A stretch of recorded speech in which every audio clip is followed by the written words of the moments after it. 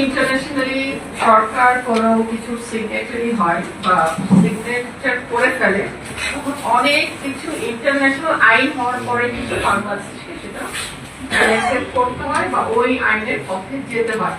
আমরা এমনই ক্ষুদ্র লেভেলে আমরা হয়তো ওই খবরটা একটু রাখি কতজন লোক এই পেশায় জড়িত যে এটার সাথে ধর্ম উৎপাদন, তৈরি করা, বিপণন করা, এই পুরো তামাক সিস্টেমের সাথে জড়িত আছে। আমরা কিন্তু জানি না, না জেনেই বলছি বন্ধ করে তারপরে তাদের কি হবে, তাদের কি আমি আপনি আমাদের বেতন শেয়ার করে বাঁচাবো প্রশ্ন করেন। এরকম অনেক বিষয় আছে যেটা এই ক্ষুদ্র লেভেলে আমরা বলতে পারবো না, কিন্তু আমরা কি আমরা নাগরিক হিসেবে আমরা কিন্তু জানি যেটা ভালো এটা মন্দ। এই ভালো মন্দ যখন আমি ক্লিয়ার, আমার কাছে আমি ক্লিয়ার, আমি নিজে সেটা পালন করব। আমার সন্তান এবং ফ্যামিলি মেম্বার্স যারা আছেন বা পরিচিত আছে তাদেরকে সচেতন করব। আর আপনারা যারা প্রতিষ্ঠানে আছেন প্রতিষ্ঠানে আপনার লোককে সচেতন করবেন, দেখেন হবে কিনা।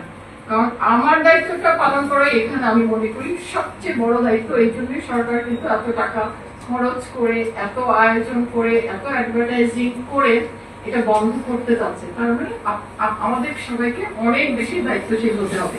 তো অনেক সিরিয়াস কথা বললাম। আরেকটা কথা আমি একটু অন্যভাবে বলবো, যার যা বুঝার বুঝে দিবেন।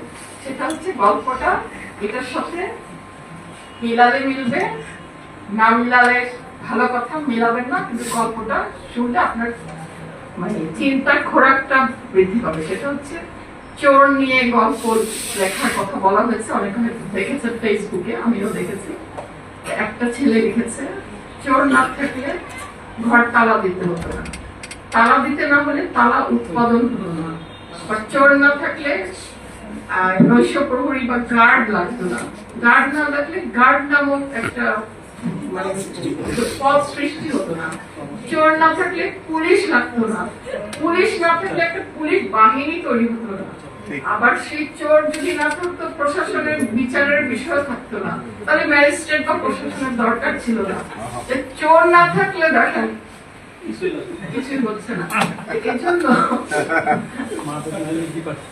এই সিস্টেম থেকে আমাদের বের হতে হবে, ভালো মন্দর প্রভেদটা আমাদের জানতে হবে, আর সবসময় চিন্তা করতে হবে যে কেন এটা পারছি না বা কেন এটা ব্যর্থ হচ্ছি। সরকারকে দোষ সবসময় দিলে হবে না, কারণ সরকারের সাথে আমি একটা ক্ষুদ্র একটা পার্ট সরকারের। তা আমরা ছোট্ট ছোট্ট পার্ট, লেগো দিয়ে বাচ্চারা খেলে, প্রত্যেকটা লেগোর ইন্ডিভিজুয়াল কিন্তু ভূমিকা আছে। একটা আপনি টান দিয়ে খুলে ফেলেন, পুরো জিনিসটা ধপাস করে ভেঙে পড়ে যায়।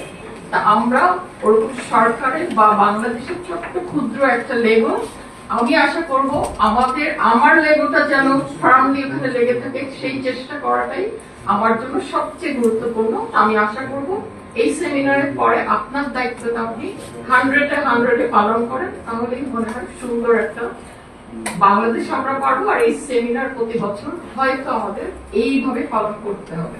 ধন্যবাদ সবাই।